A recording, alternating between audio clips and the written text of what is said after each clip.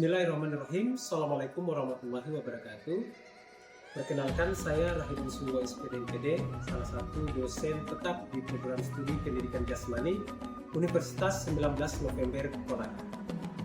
Pada kesempatan ini saya akan memaparkan mata kuliah yang saya ampu, yaitu tenis meja. Sebagai dosen, saya telah menerapkan tridharma perguruan tinggi yang terdiri dari pengajaran, penelitian, dan pengabdian. Delivery Interaction atau yang disingkat DIA merupakan sistem pengajaran yang saya terapkan. Delivery di mana saya menyiapkan beragam materi pembelajaran untuk membantu mahasiswa belajar secara mandiri sehingga materi yang diberikan dapat diterima dengan baik oleh mahasiswa. Interaksi yang yaitu kegiatan tatap muka antara dosen dan mahasiswa untuk membahas mata kuliah yang dilakukan di kelas untuk mencapai capaian pembelajaran.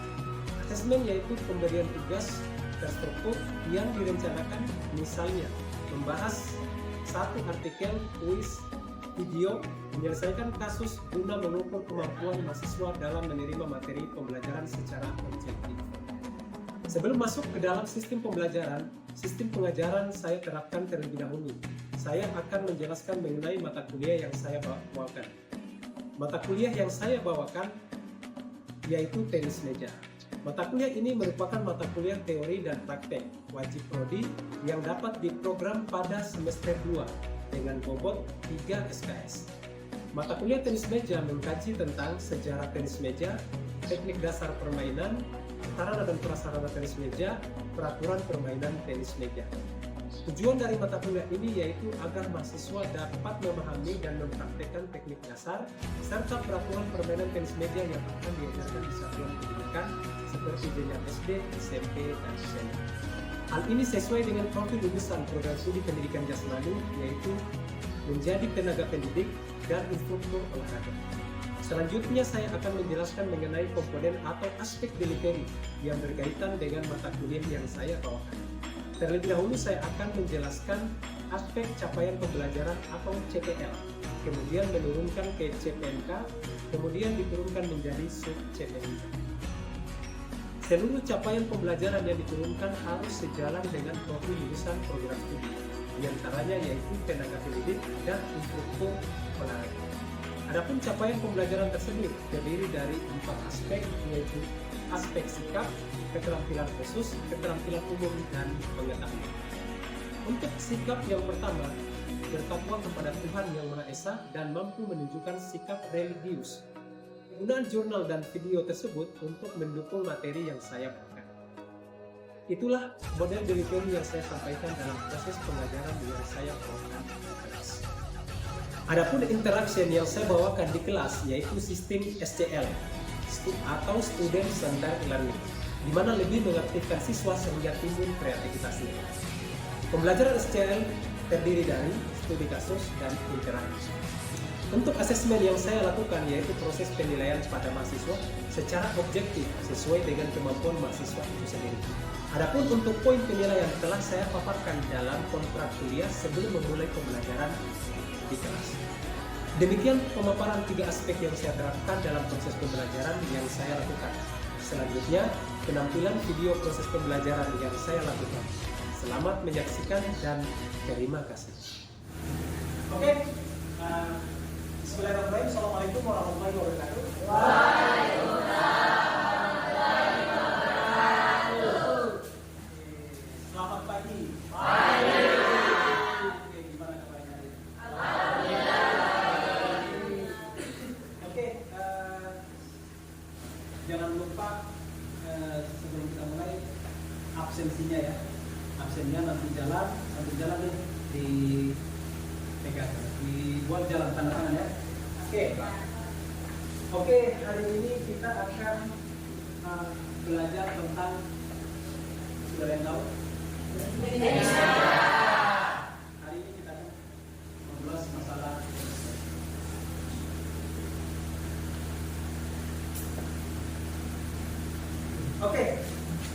pertama tentang sejarah tenis meja. Jadi secara umum tenis meja banyak sumber yang mengatakan ada dari Eropa, ada dari Inggris, ada dari Cina. Jadi semua punya dasar masing-masing. Namun kalau kita telusuri di sumber utamanya, ternyata tenis meja itu berasal dari Inggris. Nah, di Inggris saat itu ketika tenis meja dimulai oleh namanya orang-orang bangsa Victoria. Bangsa Victoria yang saat itu mencoba melakukan aktivitas jamuan makan malam. Nah, di sela-sela itu dimanfaatkan mereka untuk saling interaksi dengan melalui aktivitas setelah makan malam. Nah, muncul ide dari salah satu peserta di jamuan makan malam itu mencoba menyusun meja makan yang jamuan biasanya kan kalau makan malam ada meja kan gitu, meja gitu, jamuan makan malam. Meja yang disusun, kemudian ada buku-buku yang dijalar untuk membagi kedua meja itu. Nah, kemudian di situ pemukulnya dijadikan diambil ini pemukul bisbol, karena bisbol itu ternyata olahraga tertua yang sudah ada sejak dulu. Pemukul bisbol, kemudian tutup botol sampahnya. Nah itu kan waktu botolnya kayak model itu, model Rexona gitu kan, bulat. Nah itu dijadikan sebagai bola pingpongnya. Kemudian dilakukan dipantulkan ke meja sehingga menghasilkan bunyi khas namanya pingpong. Disitulah pertama dinamakan pingpong karena dari bunyi khas yang dihasilkan ketika bermain. Itulah sejarah pertama munculnya tenis meja di Inggris. Kemudian organisasinya mulai berkembang. Tanpa organisasi, maka olahraga tenis meja ini tidak akan tersosialisasi. Berkembang, diresmikan di Amerika hingga bahkan kejuaraan pertama diselenggarakan itu kalau tidak salah itu di Amerika untuk tenis meja. Nah kemudian disitulah mulai diresmikannya organisasi yang namanya apa organisasi internasionalnya? Internasionalnya ITTF atau kepanjangannya International Table Tennis Federation. Nah itulah organisasi olahraga internasional tenis meja yang bahkan diambil semua negara, bahkan dimulai dari perlengkapan, tanding, bola pingpong, baju semua harus berlogo ITTF karena itu adalah logo resmi. Jadi kalau yang tidak berlogo ITTF maka dia tidak boleh dipertandingkan secara resmi. Jadi dia sudah memiliki akhlak. Nah, itulah singkat sejarah tentang tenis. Oke, selanjutnya. Nah, terkait dengan teknik dasar, ada nggak yang tahu teknik dasar tenis meja? Ada berapa? Ada berapa macam? Ada berapa macam dulu? Ada? 4. Oke, siapa yang bisa sebutkan coba yang pertama satu? Apa? Siapa tadi? Ya, silakan. Servis. Oke, satu servis. Oke, selanjutnya. Smash. Oke. Block. Oke. Satu lagi. Teknik yang terakhir. Mengiris atau istilahnya chop. Nah, oke, dari 4. Servis, smash, block, dan chop. Oke, jadi 4 teknik dasar dalam tenis meja. Oke. Ada yang bisa jelaskan servis itu apa? Ada yang tahu nggak servis itu? Iya, silakan bisa. Servis adalah pukulan pertama yang dilakukan oleh pemain untuk memulai sebuah permainan. Oke, betul. Jadi servis itu adalah satu teknik untuk memulai permainan. Coba bayangkan tidak ada servis. Kira-kira bolanya bisa memantul nggak? Tidak bisa. Gitu. Jadi salah teknik dasar yang diawali dalam sebuah permainan tenis meja dengan memantulkan bola ke meja sendiri, kemudian memantul naik melewati atas net, kemudian jatuh di meja lawan. Itulah yang dimaksud dengan servis. Oke, selanjutnya teknik smash. Apa itu teknik smash? Ada lagi yang bisa? Oke, mana? Sawal, ada sawal. Ya, silakan. Sawal. Teknik smash. Apa itu? Smash itu adalah pukulan keras yang dilakukan pemain untuk mendapatkan poin. Oke, Smash itu adalah teknik serangan atau pukulan keras untuk mendapatkan poin. Nah, ternyata smash ini terbagi-bagi lagi. Terbagi dua secara umum. Apa? Forehand dan backhand. Ya, betul. Jadi teknik smash forehand dan backhand. Nah, kalau forehand itu dia diawali dengan dari sisi, kalau pengguna kanan diawali dari sisi kanan dengan permukaan bed yang sudah dibuka dari arah samping, kemudian ayunannya digerakkan ke arah depan atas, tentu dengan mengenai permukaan bola. Nah, kemudian smash ini terbagi, ciri-ciri khasnya terbagi menjadi beberapa bagian besar. Ada namanya top spin, ada namanya flat, ada namanya side spin. Oke, apa itu top spin? Top itu artinya ke depan. Oke, betul, ke depan. Kalau back spin artinya ke belakang atau ke bawah. Gitu kan. Flat artinya tanpa putaran. Oke, side spin, side berarti putaran dari samping. Nah, itulah karakter smash yang dihasilkan dari putaran bola. Top spin. Nah, top spin ini punya ciri khas dan ini adalah salah satu teknik serangan yang dipakai hampir semua pemain tenis meja. Selanjutnya, selain smash apa lagi teknik selanjutnya? Block. Oke, apa itu block? Memblok smash lawan. Oke, blok smash lawan artinya apa? Teknik bertahan. Oke, jadi selain menyerang ternyata juga ada teknik bertahan dalam tenis meja. Nah, bertahan ini terbagi lagi menjadi dua secara umum. Namanya blok forehand dan blok backhand. Oke, tujuannya blok tadi adalah untuk membalikan serangan lawan. Oke. Terakhir, teknik chop. Oke, apa ini teknik chop? Untuk membalas putaran bola dan lawan. Oke, chop. Chop ini adalah teknik untuk mengembalikan putaran lawan. Oke, jadi membalas putaran lawan. Apakah itu dia dari putaran side spin, back spin. Nah, kemudian chop ini adalah teknik juga untuk membalikan bola atau membalikan servis dari lawan. Bisa menggunakan teknik chop. Apa ciri-ciri dari chop itu? Bolanya. Bisa dari bolanya. Apa ciri-ciri? Bolanya kemana? Putarannya kemana? Ke bawah. Oke, jadi bolanya itu chop bisa mutar ke bawah dan bisa mutar ke samping.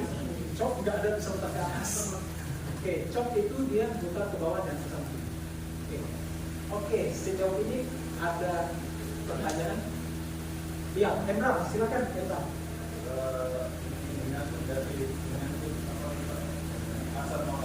Oke, silakan. Kenapa permainan tenis meja ini cenderung dimainkan di Asia? Padahal kan permainan tenis ini berasal dari Inggris atau Eropa. Oke, baik, pertanyaan yang sangat bagus. Oke, ada yang mau memberikan pendapat terkait dengan kenapa ini tenis meja cenderung di Asia? Kenapa tidak? Maksudnya ini bukan kejuaraannya, tapi cenderung yang mendominasi adalah Asia. Kita mau lihat yang juara Cina, Jepang, Korea, gitu kan, Asia semua kan. Jarang tuh yang pegang ranking 1 sampai 10 itu masuk orang Eropa, jarang-jarang gitu. Bahkan sekarang kalau kita buka di YouTube, di internet atau di Google, dicek juara dunia tenis meja itu 1 sampai 5 Cina semua gitu kan. Nah, kenapa dia kiblatnya ada di Asia? Ada yang mau memberikan pendapat? Ya, bisa. Silakan bisa. Itu kenapa Info lebih mendominasi di bagian Asia itu karena lebih banyak yang mengembangkan Info itu di situ dan lebih kecepatannya mereka itu memiliki kecepatan yang lebih bagus ketika orang-orang Eropa itu. Oke, nah, oke, ada lagi? Yang lain? Oke, masuk ya. Jadi kenapa Asia itu lebih banyak mendominasi? Satu itu dari sisi postur, gitu kan? Tenis meja coba bayangkan mejanya kecil. Tiba-tiba orang yang berdiri, misalnya segede langsung berdiri, gitu kan? Berarti itu kan besar. Kan lambat, bolanya cepat banget kan? Kecil, terus gerakannya pasti lambat gitu susah. Tapi coba kalau lihat Asia kan nggak terlalu besar, nggak terlalu kecil, sedang. Nah, coba lihat kecepatannya dengan meja. Jadi cocok. Jadi fasilitas sarana yang disiapkan oleh olahraga tenis meja itu sangat cocok dengan orang Asia. Makanya kenapa mereka mudah meningkatkan kecepatan, kelincahan, reaksi tadi, mudah berlatih karena tadi sangat mendukung dengan postur tubuh mereka, istilahnya bawaan mereka. Tapi coba kalau lihat orang-orang Jerman, orang-orang Barat itu yang tinggi-tinggi sekali itu, memang ada beberapa yang masuk juga, tapi lihat kan gerakannya lambat, jarang mendominasi. Pernah ada, tapi jarang mendominasi. Itu yang dimaksud dengan pertanyaan berapa? Tadi berapa? Ada lagi yang lain? Oh ya, silakan, Mbak Putih. Dan dapat terkait dengan berdasar bisnis. Di sini Pak tadi dijelaskan bahwa sini ada beberapa bagian, yaitu salah satunya bagian top spin. Nah, pertanyaan saya Pak, bagaimana cara efektif atau bentuk latihan efektif agar meningkatkan kemampuan bisnis top spin? Oke, meningkatkan kemampuan top spin. Nah, ada yang bisa sebelum pengalaman menjelaskan terkait top spin itu bagaimana? Sawal? Oke, ya silakan. Kalau menurut dari pengalaman saya Pak, top spin itu biasa dilakukan untuk lebih apa itu Pak, dia sering dilatih seperti latihan bola banyak, latihan berbesi, apa lagi? Itu tinggi dari saya. Oke. Jadi untuk melatih top spin itu banyak cara digunakan, baik itu menggunakan alat atau peraga langsung dengan namanya multi-ball training atau bola banyak tadi yang maksud. Nah, alat yang digunakan salah satunya bisa dengan menggunakan besi atau beban. Tujuannya adalah untuk meningkatkan power gitu. Karena top spin itu kan ciri-cirinya tadi saya jelaskan ya, putarannya ke depan dan banyak. Nah, untuk menghasilkan putaran yang banyak tadi, maka tangan otot lengan ini kan harus punya power, harus punya tenaga gitu kan. Nah, kemudian selain itu juga bisa menggunakan namanya resistant band. Tahu nggak resistant bandnya? Resistant band ini adalah karet yang sudah dimodifikasi, megang menggunakan tangan, kemudian dia ditarik seolah-olah sedang melakukan pukulan top spin. Nah, kenapa karet ini sangat efektif untuk meningkatkan top spin? Karena dia memiliki gaya tarik antara awalan dan benturan. Jadi ada gaya efek. Sedangkan untuk melakukan top spin itu kan dibutuhkan ayunan. Nah, ketika dia mengayun dan ada efek tarik lagi untuk melakukan gerakan selanjutnya itu sangat bisa memungkinkan stabil power top spinnya. Makanya satu boleh menggunakan dead basing, yang kedua boleh menggunakan resistant band. Dan untuk wujud kegiatan latihannya menggunakan multi-ball training atau istilahnya apa tadi, bola? Oke, good. Ya. Oke, kita lanjut. Nah, untuk teknik dasar servis kita bisa lihat dalam video berikut ini. Oke, silakan disimak videonya, kemudian nanti dikomentari apa yang terjadi dalam video. Oke? Ya.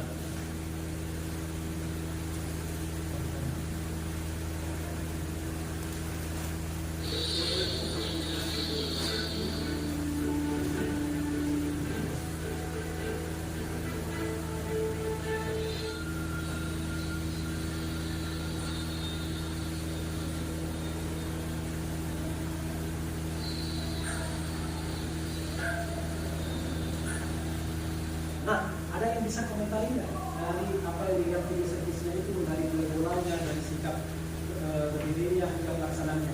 Oke, ada yang bisa komentari? Bisa. Oke, ya, silakan. Bisa. Apa yang terjadi pada saat dilakukan servis tadi yang perlu dilakukan? Pengalaman kalau secara sendiri dilakukan servis ini? Siap-siap dulu bisa depan beda. Habis itu kita lihat dulu situasi, enggak kayak tenang dulu sebelum servis. Lalu mulanya harus dibuka tangannya, tidak boleh menghentikan bola di dalam tangan, harus dibuka dengan bebas, harus dibuang agak tinggi supaya tidak terjadi pelanggaran. Lalu ditutup dengan menggunakan pergelangan tangan. Oke, itu satu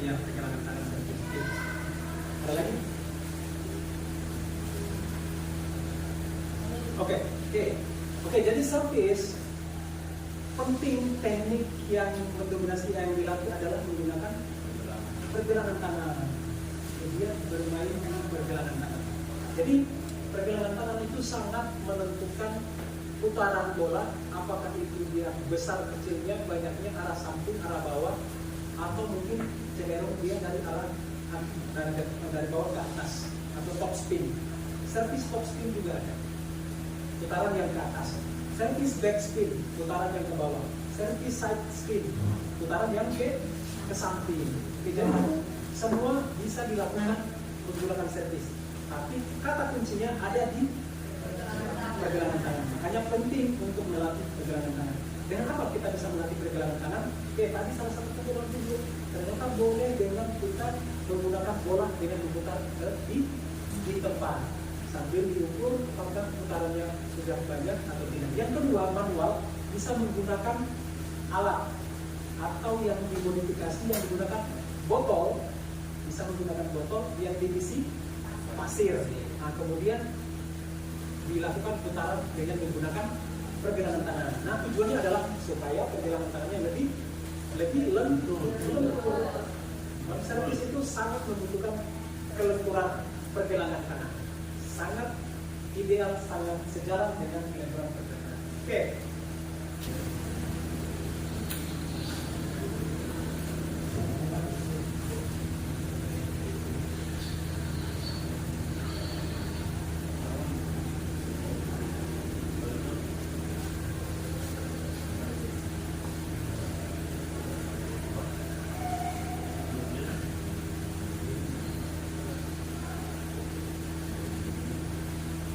Oke, nah ada yang mau mengomentari terkait dengan pelaksanaan forehand top spin tadi dari arah putaran bola kemudian pergerakan melakukan smash. Oke, mana sawal? Ya silakan. Yang saya beli dari itu ada posisi kuda-kuda agak sedikit mundur, dan posisi tangan agak dibuka. Kemudian dia menggunakan pinggul juga untuk menambah power.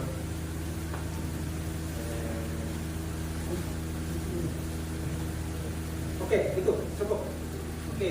Oke. Jadi satu, posisi kula-kula sangat mendukung menentukan keberhasilan bola top spin. Top spin, forehand top spin. Kuda-kuda. Yang kedua adalah posisi ayunan tangan.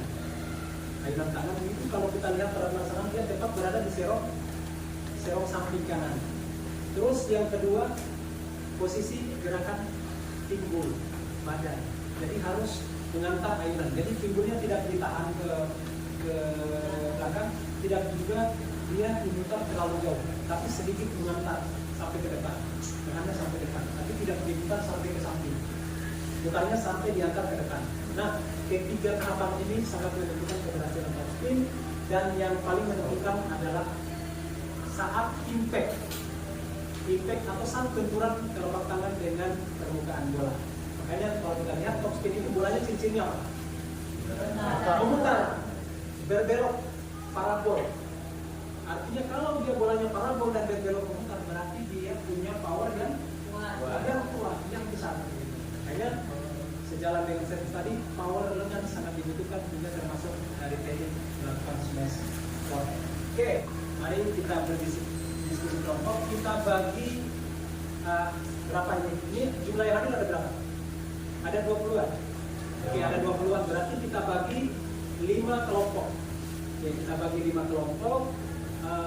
Setiap kelompok akan membahas satu video atlet dunia yang saat bermain, kemudian review teknik apa yang paling dominan muncul saat bertanding itu. Oke, jadi ini video salah satu kejuaraan dunia yang baru-baru ini dipertandingkan. Silakan dianalisis teknik apa yang sering muncul ketika bermain. Silakan teman-teman didiskusikan bersama kelompoknya. Oke, silakan. Teknik yang paling sering dipakai dalam video ini adalah top spin, karena di sini mengandalkan kecepatan.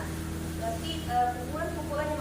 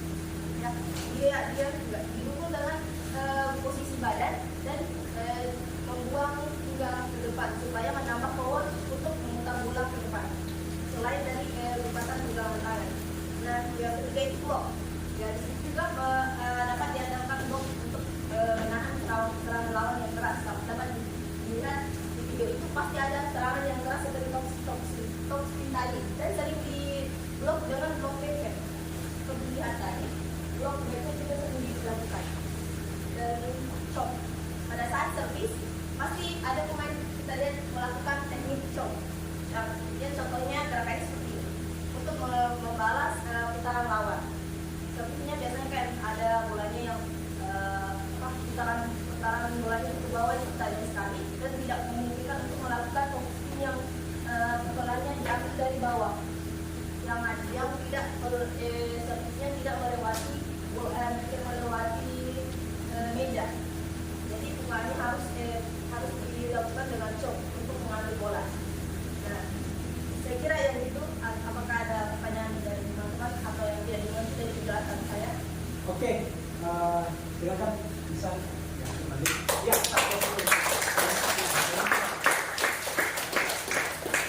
oke, ya, bagus sekali ya apa yang dipresentasikan. Nah, sebelum lanjut ini ada yang mau menambahkan atau memberikan masukan kira-kira dari itu masih ada buku penguatan? Saya kira udah masuk semua ya. Oke, sudah lengkap. Oke, jadi apa yang dianalisis oleh kelompok 5 tadi sudah tepat, bahwa teknik yang dominan adalah forehand topspin, kemudian untuk mengantisipasi servis itu teknik chop banyak sering muncul, tapi dari semua teknik yang muncul adalah jual beli serangan atau jual beli bertahan menyerang. Ternyata memang pertahanan terbaik itu adalah menyerang. Jadi ketika kita menyerang terus, itu namanya kita bertahan. Artinya tidak perlu lagi kita untuk bertahan, kita sudah menyerang, itu adalah pertahanan terbaik. Hanya semua pemain yang ini final juara 1 dan 2 dunia. Jadi mereka itu jual beli serangan, pertahanan mereka adalah menyerang. Jadi kalau diserang dia akan balas serang karena pertahanan terbaik itu adalah menyerang. Oke, saya kira itu dari hasil analisis kelompok 5 sampai bagus sekali. Oke, sebelum kita akhiri, ada pertanyaan? Udah paham semua ya? Oke, sangat bagus sekali kalau sudah paham. Dan terakhir ada tugas. Oke. Jadi tugasnya adalah ini tugasnya adalah buat video tutorial servis. Nah, tadi sudah dilihatkan dalam videonya, servis tadi ada servis pendek, servis panjang, servis menggunakan putaran dan tanpa putaran. Nah, silakan salah satu mau ambil yang mana, bikin minimal durasi video tutorialnya 5 menit. Dipostingnya di YouTube boleh, di TikTok boleh, di Facebook boleh. Nanti linknya akan dikirim ke file Google Drive yang sudah saya siapkan. Tinggal di-upload di sana. Oke, sampai sini paham? Saya kira mungkin kita sudah di akhir perkuliahan, waktunya juga sudah selesai. Kita akan jumpa lagi di minggu depan dengan materi yang selanjutnya adalah sarana dan prasarana PSP-nya. Jadi silakan kita mau pahami materinya sebelum boleh bisa dari. Oke, demikian.